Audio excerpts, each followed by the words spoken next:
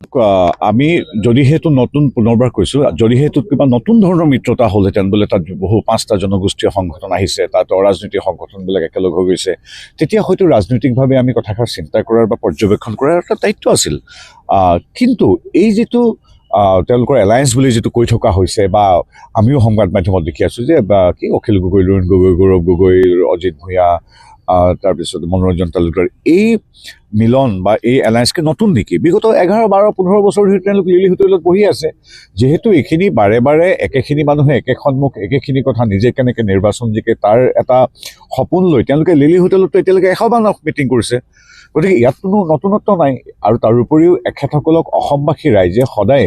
সেয়া পঞ্চায়তৰ নিৰ্বাচনে হওক বা টাউন কমিটিৰ নিৰ্বাচনে হওক লোকসভাই হওক বা বিধানসভাই হওক প্ৰত্যেকটো নিৰ্বাচনতে তেখেতসকলক আমাৰ অসমবাসী ৰাইজে প্ৰত্যাখ্যান কৰি আহিছে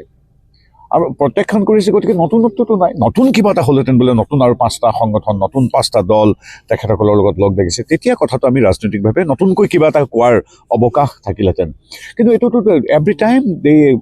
make this alliance and every time they get rejected nothing new আমাৰ ক'বলগীয়া একো নাই গণতান্ত্ৰিক হেৰিয়াতো শুভেচ্ছা আছে খালি আৰু এটাই কথা ভাল হৈছে যে তেওঁলোকৰ চৰিত্ৰ উন্মোচন হৈছে তেওঁলোকে মাত্ৰ 24-25টা মিয়া চিটৰ কাৰণে তেওঁলোকে নিজৰ ভিতৰত উফন্দি অভিমান খং গালি গালাজ প্ৰতিযোগিতাত নামি পৰিছে তাৰ দ্বাৰা অৱশ্যে এই পুৰণি যদিও এই এলায়েন্সটোৰ চৰিত্ৰটো আমি যিটো কৈ থাকোঁ তেওঁলোকে যে বাংলাদেশী মূলৰ মিয়াৰ প্ৰতি তেওঁলোক সদায় নতজানু হৈ থাকে এই কথাটো স্পষ্টৰূপে প্ৰকাশ পাইছে এই এলায়েন্সৰ খোৱা কামোৰাবিলাকৰ বাবে সেইটোৰ পৰা অৱশ্যে আমাৰ ৰাজনৈতিকভাৱে লাভ হৈছে বাকী আমাৰ ক'বলগীয়া নাই আমাৰ তেওঁলোকৰ প্ৰতি শুভেচ্ছা আছে আজি 12 বজাৰ পিছতে মিডিয়াক অখিল গগৈ